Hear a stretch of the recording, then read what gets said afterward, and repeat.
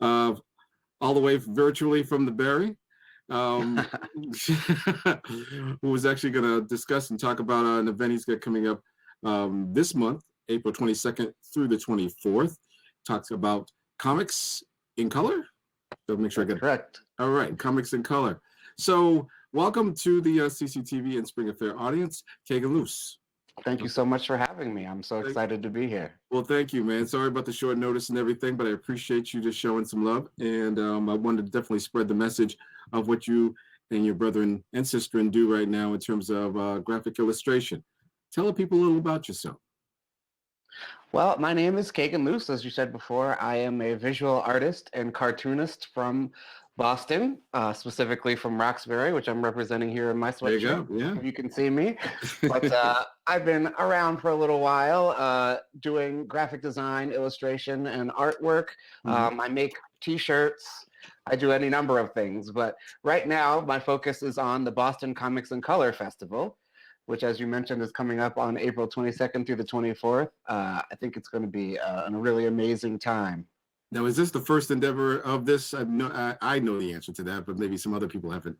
Well, that's there's not a direct answer to that question. This is the first time the event is ever going to happen, but it feels like it's the second time because we got the entire thing together. We're 2 weeks away from it, and then COVID hit, bam, and we had to cancel it in 2020, which was rough, but we're doing it again, getting back on the horse. I appreciate that. And you've actually been kind of doing different things locally, you know, just trying to get people together to understand that there's so many artists around here, many of whom are already doing this. Yes. Tell the folks about that. So how Comics in Color actually started was my partner, Barrington Edwards, and I. Big up to be. Traveled down to the New York Black Comic Book Festival at the Schomburg and saw how amazing that was. We walked into a room and felt like we belonged there. We felt like we were home. There was hundreds of Black and brown folks enjoying comics and sci-fi. And it just felt so good to be there. On the way home, we were like, this needs to happen in Boston. We need this in our own city. So we, kind of went back and forth about it for a while. But then when in February 2018, when Black Panther came out, we felt like that was the moment, all of a sudden, people were paying attention to Black comics who had never, paid attention to before. It was part of this mass media. And, and you remember Black Panther was like a movement, right? Yes. Yeah. It wasn't just a movie. It's true. Right. So we felt like that was the time to start bringing folks together. So we put out a call and we met together at the Grove Hall Library in Dorchester. Yes. And, we had about maybe 15 people come through and we just sat around and we brought some comics in and talked about comics, and it went really well and it felt really good. And so we kept doing them every month. And it started kind of growing. More people came. We started doing more like hands-on workshops with kids. And then we started bringing in artists to talk about their work and their process. And it was going really, really well. And we were like, this is great. People are interested. Let's move towards a festival. And so we started working on that. And, it was great, planning that, and got a lot of support while continuing to do the monthly meetups. And, everything came together. It was going to be at the Reggie Lewis Center at April 4th, 2020. The great event that never was, I like to call it. Well, the great event that's in preparation for when it does happen. It will, at least you've got the destination and the location for it. Speak to, for a lot of people, comics, might just be like, as far as they know, Archie. Speak to how the fact that these comic characters, of color, specifically Black characters, go back decades. Oh yes. There's definitely, been Black characters and Black folks involved in comics since the 40s. There was this, oh God, I'm forgetting the guy's name, but there was this great article in the Philadelphia Inquirer about this guy who started in the Guardian newspaper, which was out of Chicago in the 40s doing comics. So Black folks have been doing comics since the beginning. Of course, mainstream comics have always been kind of a white male dominated, industry. So, our voices were few and far between, but now there's an upsurge in folks of color creating comics, and there's this very strong indie black comic scene, which we want to bring here to Boston, right? It's been around the country. Barrington and I have traveled to Philadelphia, to New York, to New Jersey to go to these different, black comic cons. And it's been a really amazing experience, but never had it in Boston. So I'm really excited to introduce some of these artists that are doing amazing stories with amazing artwork here in Boston. And some of them will be in person, some of them will be virtual, right? That's correct. I mean, so what we're doing is a hybrid festival. So we're going to have 2 days of virtual programming, which is going to show on Facebook and YouTube. And then on the third day, April 24th, we're going to have an open air marketplace in the parking lot of Roxbury Community College. Along Columbus Avenue, there's this parking lot and it has solar panels above it, which gives us a little bit of protection. But it's going to be really fun. I mean, we're going to, of course, adhere to all the COVID safety regulations. We'll be, having timed entry. So please go reserve your tickets on comicsincolor.org. But, there's a limit to the amount of people we're having in there. We're going to have, social distancing. We're going to have, hand sanitizer stations. Good. So we're gonna do all the things we can to make it as safe as possible while still having fun. Now, what made Cagen decide, I'm assuming earlier in his life, that, this kind of illustration was the passion, the thing that he wanted to gravitate to? Well, since I was a little kid, I've always loved comics and read comics. I started out reading strip format comics like Garfield and Calvin and Hobbes. And then when the Boondocks came out, that was like a big moment for me to see, a young brother who's creating this really smart comic. So, Aaron Magruder, Aaron Magruder, yeah. And, and it turned into something bigger, right? It wasn't, he started out just drawing and writing this comic, and then it got optioned to a television show. It just showed where you could go with it. But I've always loved comics, always drawn comics ever since I was a little kid, and I was doing, superhero comic books and copying them on, going to work with my mom and copying them and, passing them out to my friends. Right. And I even won a comic book contest when I was a young man for a comic that I made, and the creator of Teenage Mutant Ninja Turtles was the person who gave me the award, and that was a huge deal. Wow. Kevin Eastman was his name. But having him recognize my work and say, "Oh, you did a nice job." I was probably 9 at the time. But still. But that that put that fire in me. I'm like, yes, I can do this. And somebody who's really well respected in the game recognized that I had a little bit of talent. So I kept on doing it. I've done comics, but forever, just here and there, little comics. But then in college, I started working at a newspaper, doing production stuff, and at UMass Boston, and they let me put in a comic strip, which was called Coffee Culture. This was going way back about, and it was just about silly little things at school or drinking too much coffee or, but I really got a love for the strip format. And then, fast forward a couple of years later, I'm, sitting at work thinking, I'm at lunch, I wish I could draw more. And so I just started doing little comics, and then I shared those, and they got a good response, and I just kept doing them and getting more into the comics world, going to conventions and stuff like that, and just found a really great place where I felt like I belonged, which is pretty great. Dispel the rumor, if I might have it wrong, do the people who do comics and the people who let's say do maybe graffiti, are they usually one and the same? Are they two separate worlds that kind of collide? Do they get along? I definitely think there's a crossover, because comics heavily influence graffiti. Right. And I think that graffiti styles have also heavily influenced comics. You can see that. The best example right at this moment is that Basquiat exhibit at the MFA. Which I'll be going to, yeah. It's amazing. I highly recommend it to everybody. But two giants, right?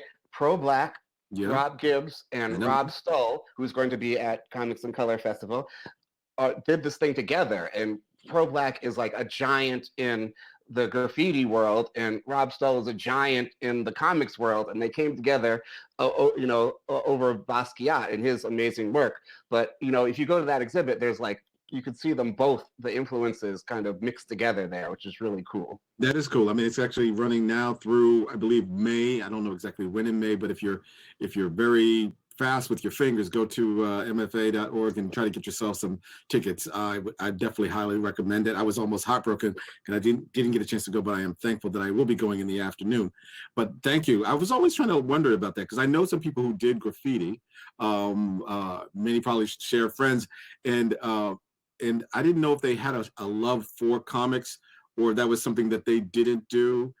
But they do murals. These graffiti artists might do murals, but I never necessarily knew them to do comics. But they could do characters if they really wanted to. Yeah, and a lot of times you'll see comic book characters in graffiti. You know what I mean? And it's definitely a crossover of styles and people there. Now you also spoke to thing that I actually just thought of just a second ago. You spoke of Black Panther and its influence in terms of like the comic characters. I mean, we've had the Supermans and Wonder Womans and stuff like that for a while in the DC universe, and now Marvel seems to be kind of taking over. Are there persons of color that are working not just in front of the camera but behind the scenes in terms of that? Absolutely. And, Black Panther, its origins, of course, were Stan Lee and Jack Kirby created the character in like around the 60s. And it was kind of a one-dimensional kind of African character guy. But then in the 1990s, I believe it was Christopher Priest was the first one, and Brian Steelfreeze did the art, and Christopher Priest was writing it. And they started to really build out the world for Black Panther. Wakanda, the Dora Milaje, right, and all that stuff came out of that era.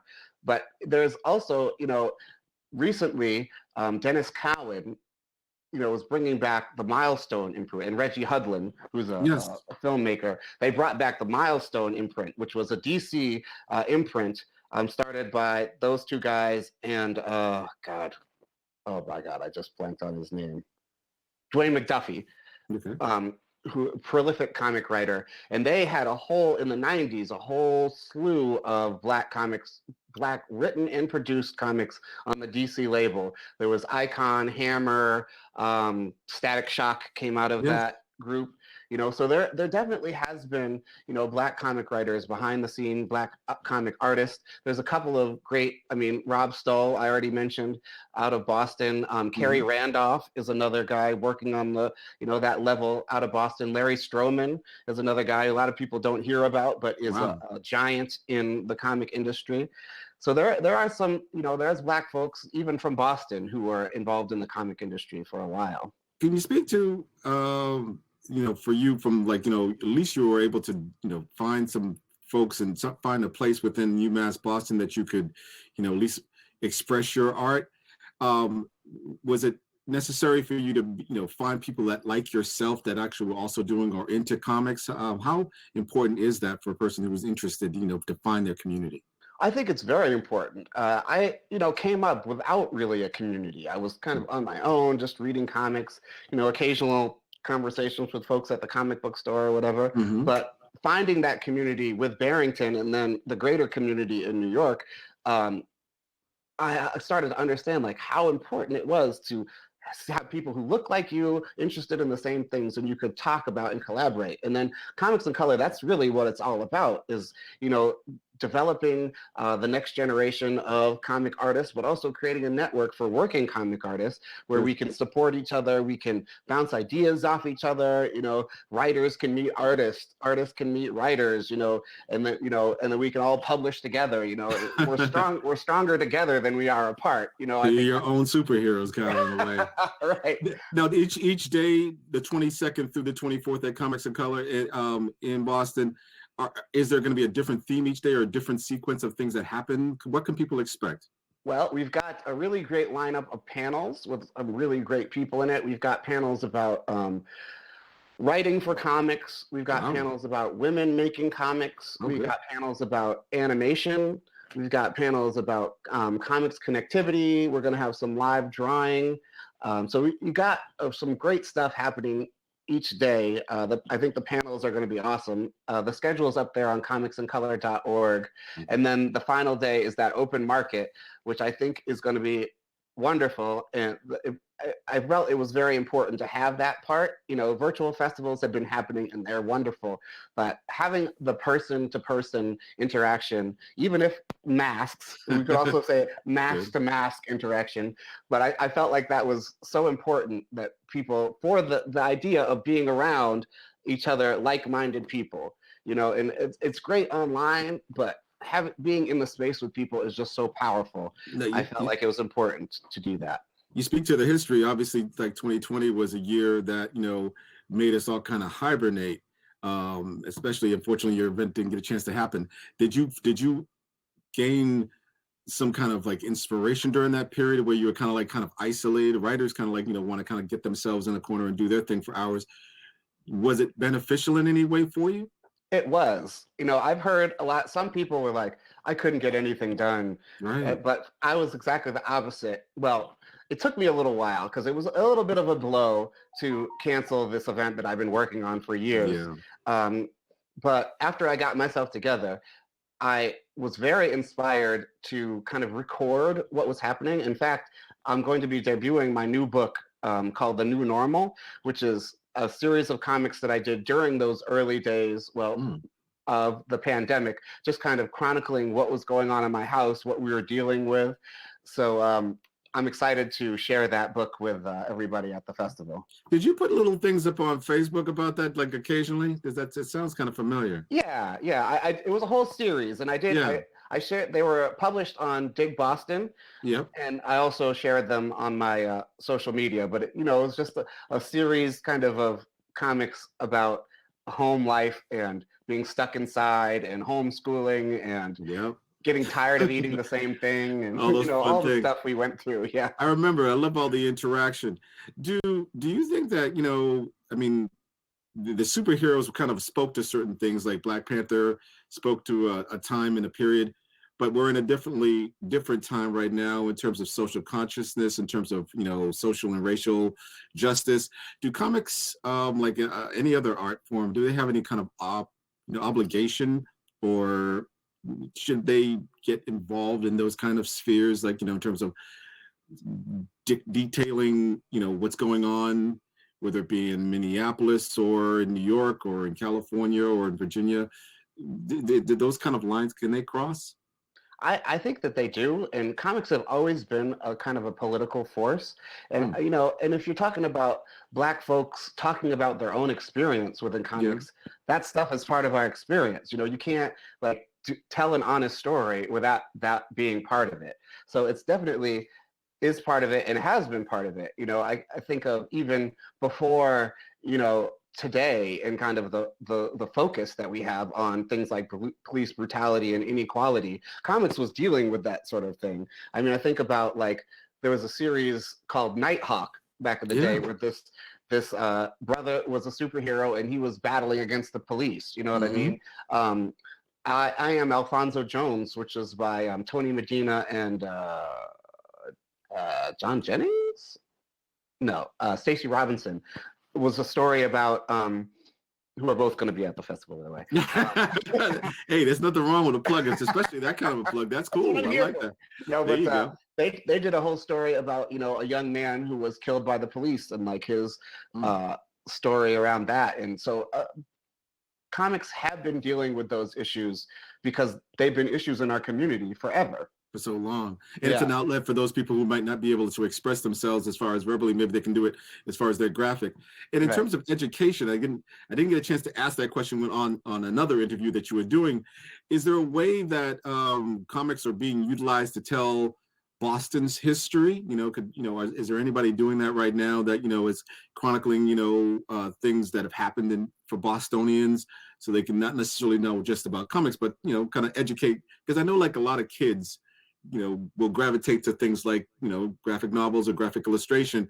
So have you ever done anything or dabbled in anything like that for education purposes? I haven't personally, and I don't know of any comics like that focus on Boston specifically. I'm sure that there are. I just don't know what they are. But comics have definitely been used to teach history, right? Yes. And it's a great, accessible way for kids to learn history. I mean, you have Joel Christian Gill, also going to be at the festival, who does a series called The Talented Tenth. Who he's Ooh. profiled Bessie Springfield, Bass Reeves. I think he just did one for Robert Smalls. And if you don't know any of those stories, you should look them up or buy The Talented Tenth because they're really great stories.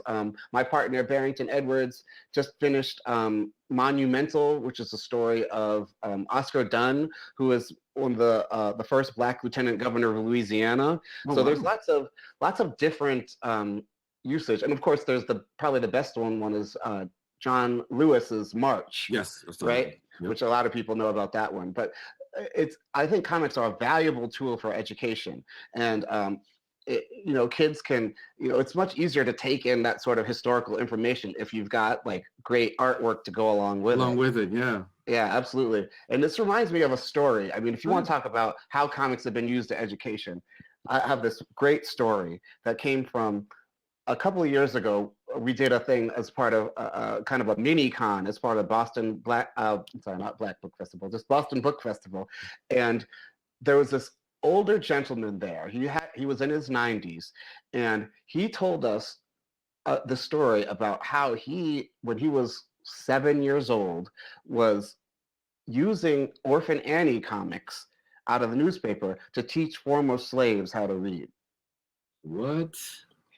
I love that story because it's like how we're all connected by comics so much, and it even goes back that far, and Wow. It can be used in so many different ways. I guess he said that people identified with like the action of the Orphan Annie comics, and it was a great tool to use to teach them to read. That is so, wow. Talking with Cagen Luse, he has Comics in Color coming up April 22nd through the 24th. Now, you do comics. Are you going to dabble in any animation yourself in your future?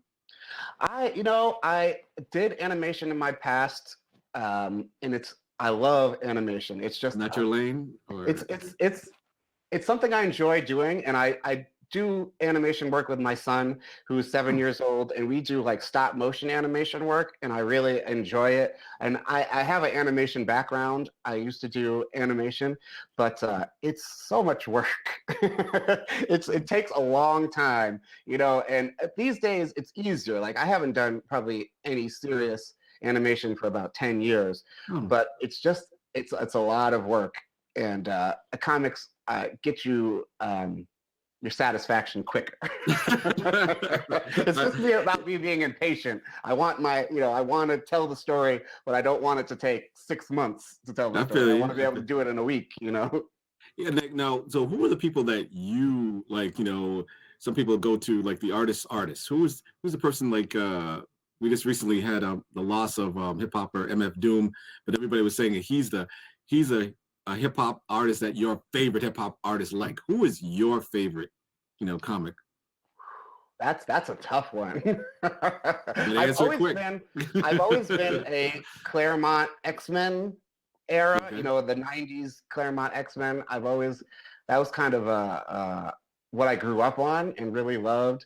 I love those early Black Panthers. But yeah, like as far as comic strip form, which is what I work in right now, Aaron Magruder is a huge influence. Bill Watterson, who did Calvin and Hobbes, I think is brilliant. Oh yeah, I forgot about At it. Rob Armstrong, who did Jumpstart. That's so familiar. It's a Black comic it's nationally syndicated. It's been a bunch of I've seen newspaper. It. I think he's amazing. Tak Toyoshima, who's a local guy, who did Secret Asian Man that appeared in The Dig many years ago. But he was a very big influence on me. Just the way he told his stories and stuff. He's also going to be at the festival. I'm not saying that because he's going to be at the festival. But I'm about to ask you, do you have enough room for people who just want to be patrons, man? You get all these great guests. Absolutely. There's going to be lots of room for patrons, and you get to meet some incredible artists. And at the live event, we'll have artists from New York and New Jersey, Delaware, local folks. So it's gonna be pretty hot. So what would you tell the Cagen now tell the young Cagen who is actually coming up? to inspire them. You can do it. Don't doubt yourself. I think that I was filled with a lot of self-doubt early in, when I was a young man, and was afraid to write or tell my own story. Like I would always draw, and but I think at some point I was scared about writing my own story, worried what people would think about it, worried was it good enough.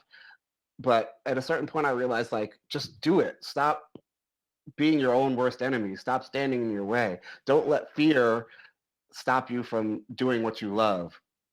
So it sounds like some good sound advice, and it sounds like advice you could definitely pass on to somebody who's an aspiring, comic. So once again, with the couple of minutes we got left in our interview, give me the rundown again for those people who might have just joined us now on CCTV. What's going to happen on the 22nd through 24th? Boston Comics and Color Festival, April 22nd through 24th. We're doing 2 days of virtual programming. We're going to have panels, some live drawing, a musical performance on Friday night, and then on Saturday we're going to have Cliff Notes. Cliff Notes is going to be performing, as well as D. Ruff is going to be doing some poetry. And then on Saturday we're going to have our live open air market, where we'll have a bunch of great artists. There'll be cosplayers. DJ Nomadic is going to be. Big up to Nomadic. I know her. You know how to shout her out. We're going to have, there's going to be a truck playing cartoons. It's going to be great for the whole family, and COVID safe. So come out and join us. Reserve your tickets at comicsandcolor.org. You can also go see the whole schedule of all the panels. It's going to be amazing. So please support. Get your tickets, watch the festival, the virtual festival, and follow Comics in Color. Thank you so much, and I hope to have you on this show again to tell us how successful it was, and hopefully maybe you'll do it, maybe another one towards the fall or something like that. Well, I hope to make this an annual event in April every year. Well, best of luck to you. Thank you again for joining us. Thanks, once again, Cagen Luse. Thank you again to everybody who's been viewing us. You've been watching CCTV. And I believe we are